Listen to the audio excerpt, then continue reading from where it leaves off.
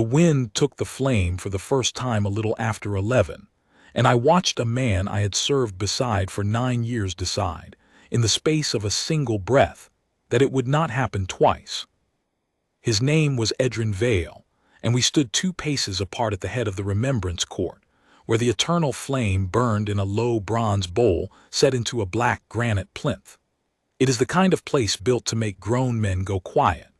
A ring of names is cut into the stone wall behind it, 406 of them, each one a man or woman of the household regiments who did not come home, and the flame is meant to mean that none of them are forgotten while it burns. They light it once with great ceremony, and then it is never supposed to go out. That is the whole point of an eternal flame. It is a promise made in fire. And on the night of the long remembrance, the night the whole realm turns its eyes to that court, the gale came down off the river and snuffed it like a candle on a child's cake. I felt the cold of it before I understood. The light that had been on the inside of my eyelids was simply gone, and the court dropped into a blue dark, and I heard the small dismayed sound the gathered crowd made, 400 or 500 of them, their candles guttering in their hands. The promise had been broken in front of all of them. For perhaps 2 seconds nobody moved, because nobody is supposed to move at the remembrance vigil. We are statues by trade, Vale and I, ceremonial guardsmen of the Marin household, and our entire discipline is the discipline of not moving. Then Vale moved. He did not lunge. He did not make a show of it. He took one measured step out of his position, knelt at the plinth, and from inside his greatcoat he drew the brass storm lighter that every man of our company carries and almost never uses. He cupped his white-gloved hand around the lip of the bowl, sheltering the gas jet from the wind, and he relit the flame. It caught, wavered, steadied. The whole thing took perhaps 8 seconds.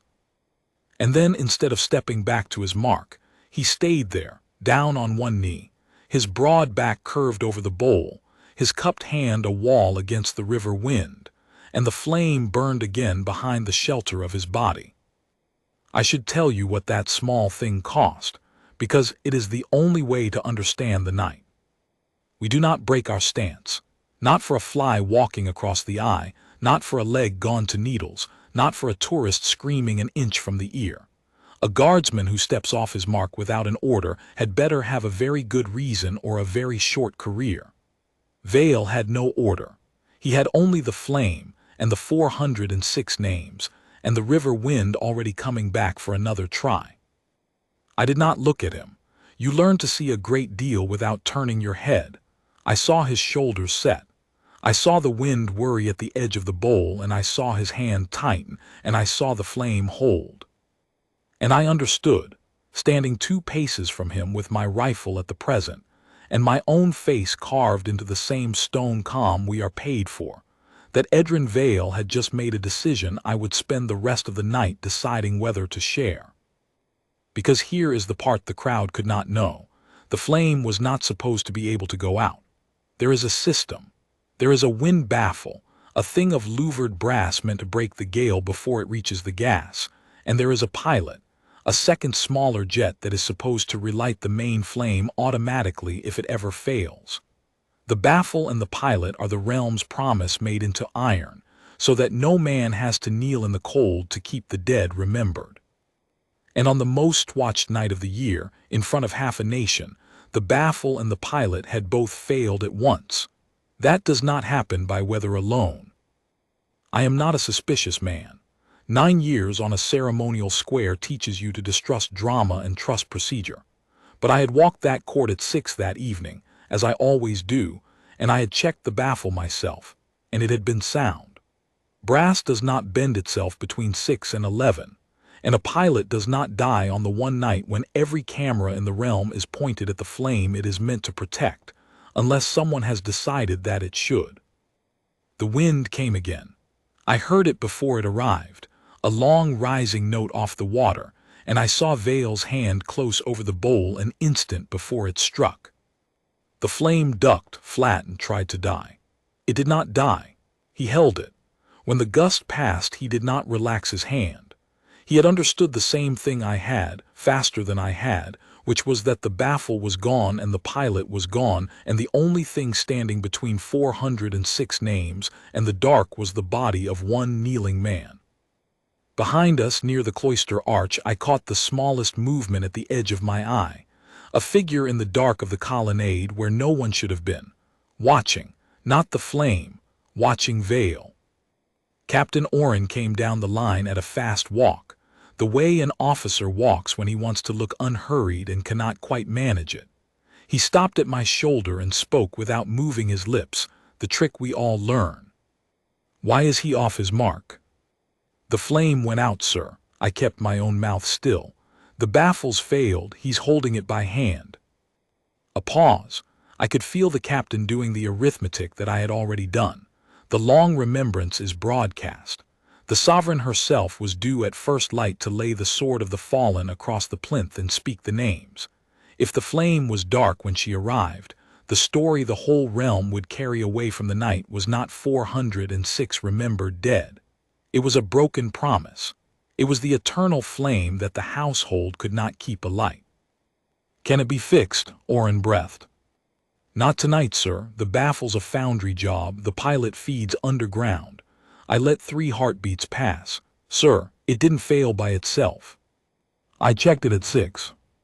The captain went very still beside me, and that stillness told me he believed me, and that he was afraid, and that he did not yet know what to do with either. Out at the plinth, Vale knelt in the cold with his hand around the fire, and the wind gathered itself off the river for another run. And somewhere in the dark of the colonnade a man who should not have been there watched a single guardsman refuse to let a promise die. "He cannot kneel there all night," Oren said at last. He was wrong about that. He just did not know it yet. None of us did. We were about to find out exactly how long a disciplined man can hold a flame against the wind, and exactly what it does to everyone who watches him do it. The captain made the only call available to a careful officer. He sent the standby man, young Corporal Hesk, to relieve Vale at the bowl so that Vale could fall back, recover, and let fresh hands take the cold. It was correct. It was procedure. We rotate the post. No man holds it alone. That is how the household has guarded everything from a gate to a coffin for 200 years. Hesk crossed the court at the slow ceremonial pace, knelt at Vale's side, and reached his own gloved hand toward the bowl to take the shelter over. Vale did not move his hand. He said something to Hesk low that I could not hear.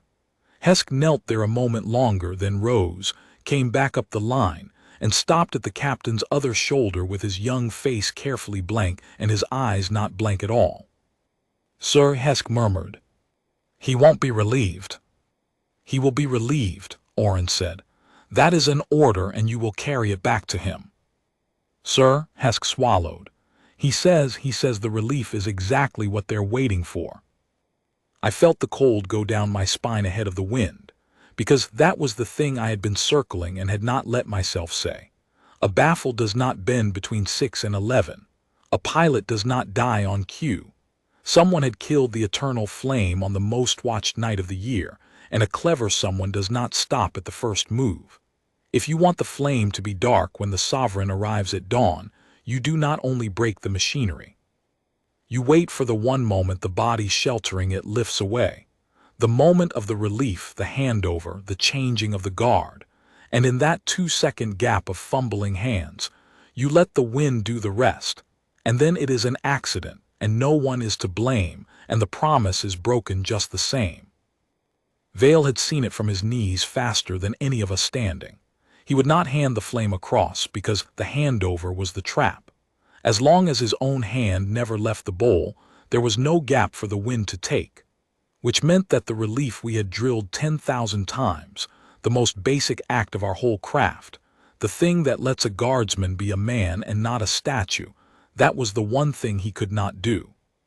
He had to hold it himself, alone with one hand, for as many hours as it took until first light, or until someone who actually knew what was happening could undo what had been done to the machinery.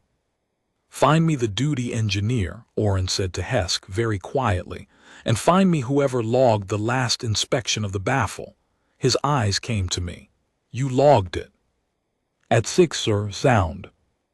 Then someone has been at it since 6, and someone wanted it found broken tonight and only tonight. He was a careful man, Orrin, and I watched the care in him turn in that moment into something harder and better. Vale, he breathed almost to himself, is the only thing keeping us from being the regiment that let the dead go dark on live broadcast. He drew a slow breath. All right. We do not relieve him by force in front of 500 people and a nation. We protect him, and we find out who did this before they finish it. That was when I told him about the man in the colonnade. I had been watching the figure between gusts, the way you watch a thing you are not supposed to be looking at. He stood deep in the shadow of the cloister, a tall man in a dark overcoat, civilian cut, expensive, and he did not have the bearing of a mourner. Mourners look at the flame, at the names, at their own folded hands. This man looked at Vale, and only at Vale, with the flat, steady attention of someone confirming that a plan was working or failing. When the wind took the flame and Vale held it, I had seen the man's head tilt, very slightly, the way a man tilts his head when a thing he expected to happen does not.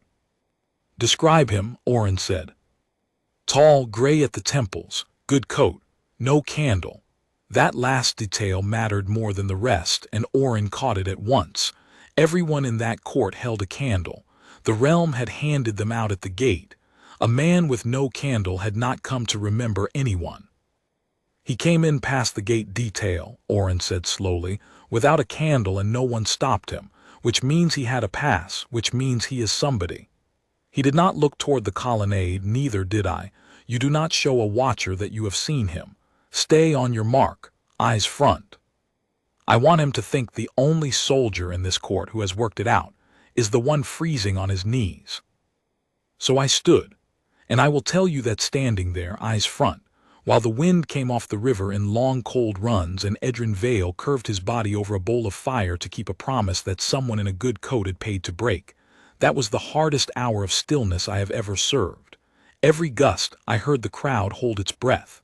Every gust I waited for the small failing sound that would mean his arm had finally given and the flame had gone. It did not come. He held. But a man's arm is only a man's arm, and dawn was 7 hours away. The duty engineer came at last, brought down a side stair by Hesk, a stout anxious fellow named Pell with a tool roll he kept gripping like a rosary. Orrin walked him along the wall, out of the crowd's eye, and I caught the conversation in pieces between the wind. Can't relight the pilot, sir, the feed line's been, Pell's voice dropped. Sir, it's been capped. There's a blanking cap turned onto the pilot feed under the access plate. That's not where. Somebody put a wrench on that tonight. And the baffle. The retaining pins are pulled, sir. Someone lifted the whole baffle out and walked off with it. You'd need a key to the service hatch to do either. Who holds the key to the service hatch? A silence. I felt it more than heard it. Then Pell, miserable, the office of ceremonies, sir, and the contractor who maintains the court, and the controller's deputy for the inspections. Orrin's voice did not change at all, which is how I knew it had landed hard. And the man in the good coat with no candle, he said, is the controller's deputy, isn't he? Pell did not answer, which was an answer. So now we knew the shape of it, if not the why. A man with the key and the standing to walk past the gate had killed the flame and meant to let an accident finish it, and the only thing in his way was one guardsman who would not lift his hand. And that guardsman, I realized as I watched a fresh gust hammer the bowl and saw his whole body brace against the cold stone, was going to have to outlast not only the wind, but a man patient enough to wait all night for him to fail. The crowd should have gone home. The vigil's formal part had ended. The candles had burned down. The cold was the kind that gets into the teeth. But they did not go. 500 people stood in the remembrance court past midnight because one guardsman knelt with his hand around a flame, and they had worked out, the way a crowd always works out the truth faster than the officials managing it, that he was not performing a ceremony. He was fighting for something. They did not know about the capped feed or the man with no candle.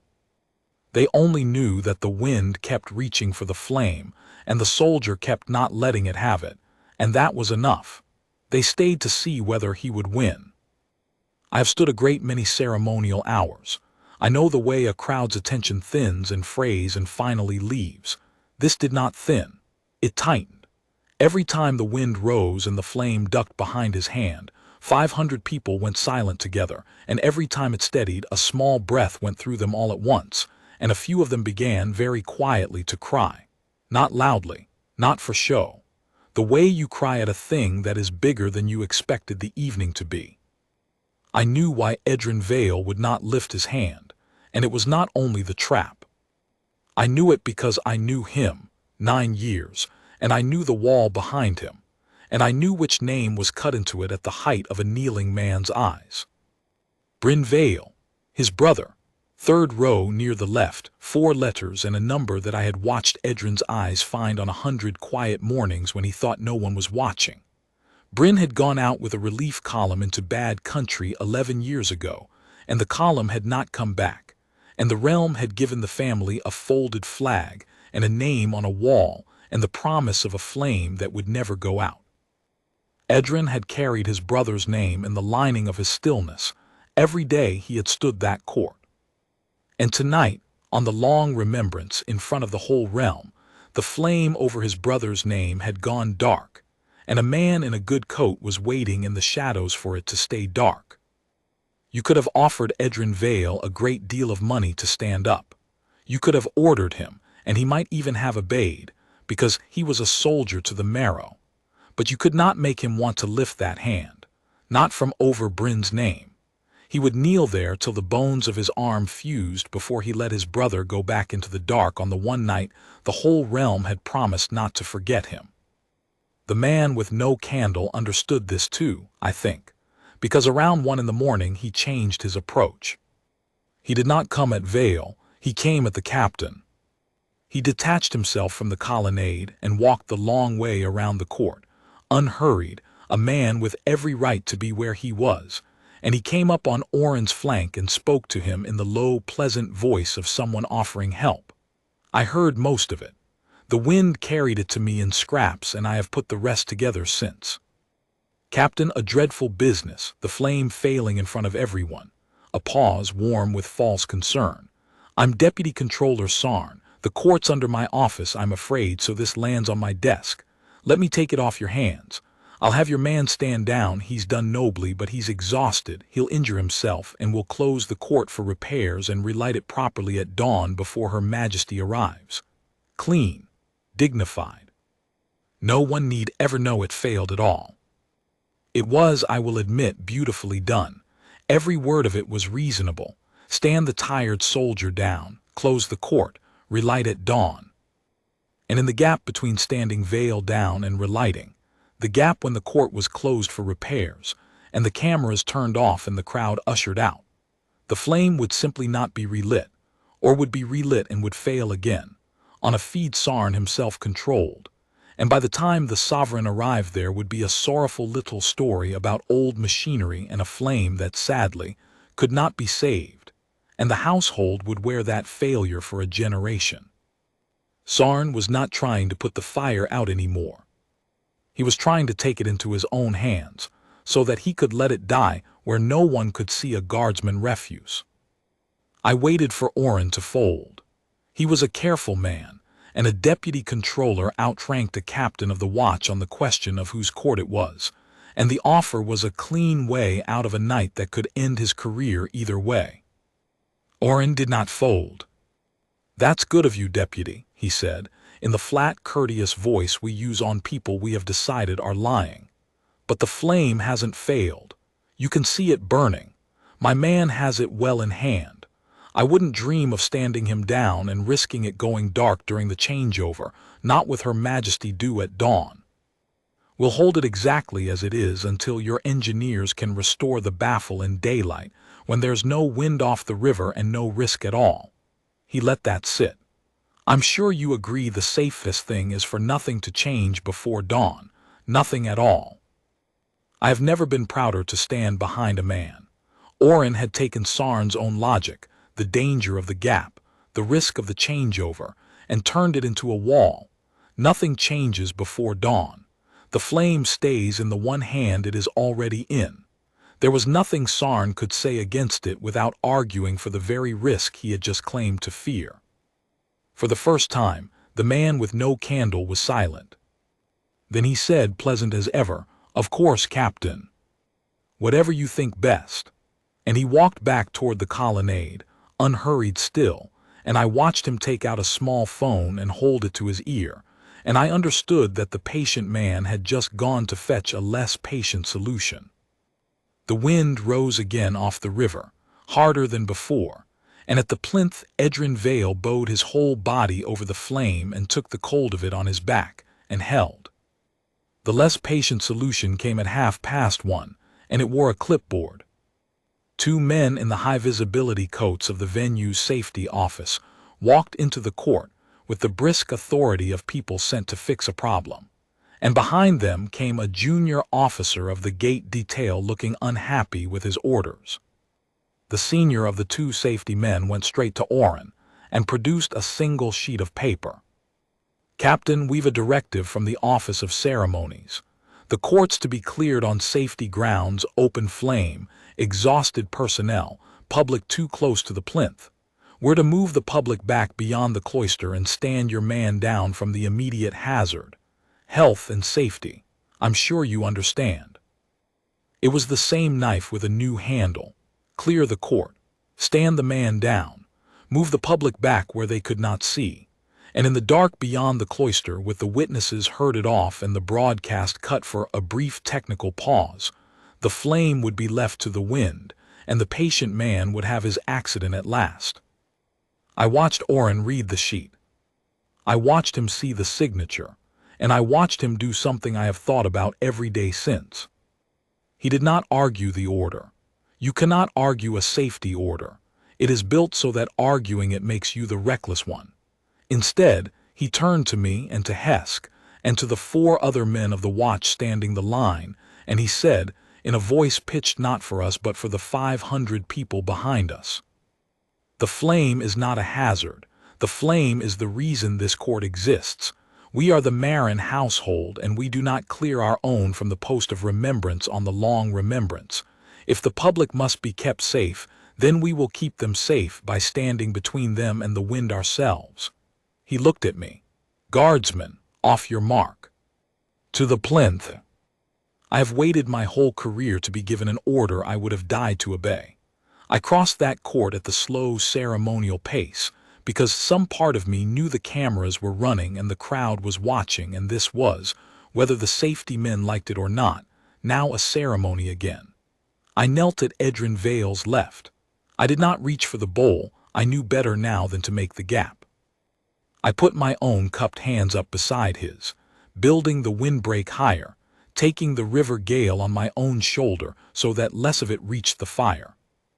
Up close I could see what the hour had done to him.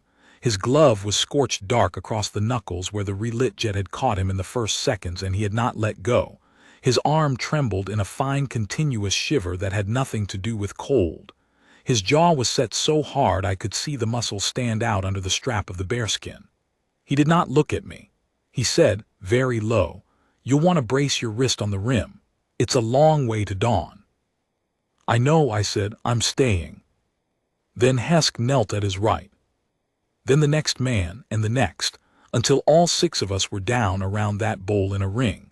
6 guardsmen of the household with our backs to the wind, and our hands cupped over a single flame. A wall of red wool and bearskin between the gale and the fire, and the flame burned in the middle of us steady as a held breath.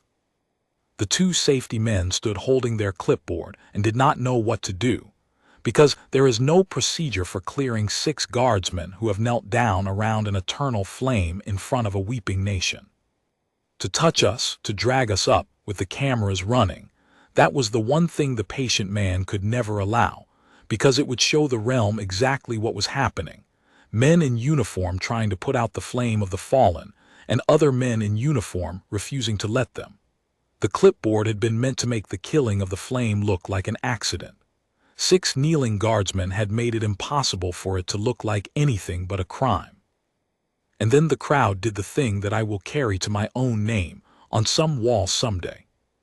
A man near the front, older, a row of faded service ribbons on his coat, a veteran come to remember his own dead, stepped over the low rope, walked to the plinth, took off his coat and held it up on the windward side as a second baffle, a wall of cloth above our wall of wool. He did not ask. He did not speak. He just stood there with his arms up and his coat spread against the gale, an old soldier guarding the flame the only way his body still could. Then a woman came with hers. Then a young couple. Then a knot of others, until there was a second ring standing over our kneeling one. A ring of ordinary people holding up coats and scarves, and the realm's own handed-out programs against the wind. And behind them the rest of the 500 drew in close and tight, packing their bodies into a third wall, breaking the gale with the sheer mass of people who had decided that this flame was not going out tonight. The wind came down off the river with everything it had. It got through almost none of it. The flame stood up tall and bright in the heart of all those sheltering bodies, brighter than it had burned all night, and a sound went up from the crowd that was not quite a cheer and not quite a sob, the sound a people make when they have just done something together that they did not know they had it in them to do. Deputy Controller Sarn stood at the edge of the colonnade and watched his accident become a legend in front of him, and he had no move left that did not end with his own name on it. He turned to go. He did not get to go, because Captain Oren, who had spent the whole night being careful, had quietly used the 1 hour the flame bought him to send Hesk's earlier message up the chain, the capped feed, the pulled baffle pins, the service hatch key, the deputy with no candle who had walked past the gate. And as Sarn turned for the cloister arch, 2 figures stepped into it ahead of him, the provost of the household, and behind him, the cold and unhurried bulk of the night's senior officer, the marshal of the watch himself, who had come down from the gallery to see with his own eyes the thing the whole realm was already watching. Deputy Controller Sarn, the marshal said, and his voice carried the length of the court without his raising it at all. You'll come with me. There are some questions about a service hatch key and a missing baffle, and why the eternal flame failed on the one night you signed the inspection yourself. Sarn said nothing. There was nothing to say, and dawn was still 4 hours away, and Edrin Vale's arm was still shaking, and the wind was not done with us yet. I learned the why of it later in pieces, the way you learn the shape of any quiet crime. Sarn had not hated the dead. He had simply found them inconvenient. The Remembrance Court sat on ground the Office of Ceremonies had long wanted to redevelop, a grand new gallery, contracts, a name carved over a door, his name, and the one thing that could not be moved was the eternal flame and the wall of 406. You cannot pave over a promise that is still burning. But a flame that had failed publicly, shamefully, proving the old court unfit and the old machinery beyond saving, that flame could be quietly retired, the names respectfully relocated, the ground freed. He had not meant to insult the fallen. He had meant to use their dark to light his own way, which is, when you turn it over, a worse thing, and the Marshal's Court of Inquiry said as much in the end. But that was all later. In the deep of that night there was only the cold, and the wind, and the fire, and the 6 of us holding it with the realm packed close around us, and the slow grinding hours that a man's body must cross to reach a dawn. I will not pretend it was easy, or that it looked noble from the inside. By 3 in the morning my own hands had gone past pain into a kind of distant clumsiness, and I had to watch them to be sure they were still cupped where I had put them. By 4, Hesk had begun to sway, and the old veteran with the coat, who would not leave, who stood his post above us all night long, reached down without a word and steadied the boy's shoulder and held him upright. We did not rotate. We could not. The gap was the trap, and so we simply endured, 6 men kneeling on cold granite with our arms in the wind, taking the cost of a stillness that had stopped being ceremony and become something much older and much harder. The crowd thinned at last, as crowds do, but it never emptied. There were always coats held up against the wind. There were always faces in the dark, watching the flame stand. A nation, in small relays, kept the watch with us. And Edrin Vale never once lifted his hand. I asked him, somewhere in the worst of it, why he would not let even me take the shelter for a few minutes, with all of us there to make the gap safe. He was a long time answering, and when he did his voice was almost gone. Because I lifted my hand once, he said.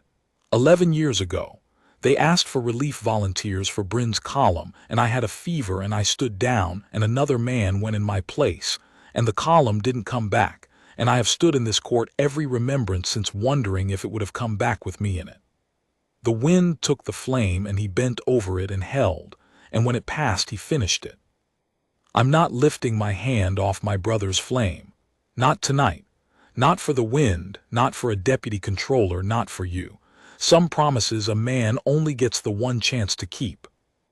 I did not answer him. There was no answer to make. I braced my wrist on the cold rim of the bowl, and I kept my hands where they were, and I gave him the only thing I had, which was to stay and not to ask again. The dawn does come. It always does. That is the mercy built into the hardest watch. The sky over the river went from black to the deep gray of slate, and then a thin line of cold gold opened along the rooftops, and the wind, the way it so often does at first light, simply lay down and was gone. The court went still. The flame, with nothing left to fight it, rose straight up off the bowl in a clean, steady spire, taller and brighter than any of us had managed to keep it all night, as if it had been waiting for the calm to show us what it could do. And in the new light I saw the wall behind the plinth for the first time since dark, 406 names, every one of them still there, still cut in stone, still remembered. Bryn Vale among them, third row, near the left at the height of a kneeling man's eyes. That was when the trumpet sounded the approach, and the sovereign came into the remembrance court at the head of the dawn procession to lay the sword of the fallen across the plinth and speak the names. She stopped. The whole procession stopped behind her, because what she had been told to expect was a flame and a wall and a guard of honor drawn up in parade order.